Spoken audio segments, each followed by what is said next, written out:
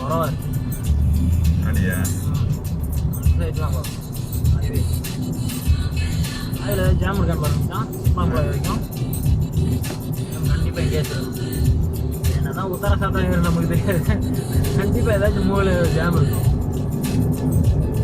ஒன்று ஈப்போ வரைக்கும் இருக்கும்.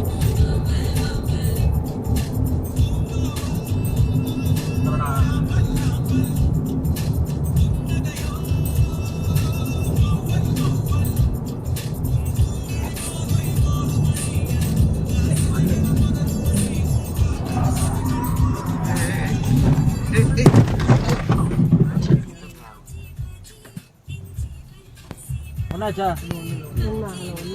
அடிக்கி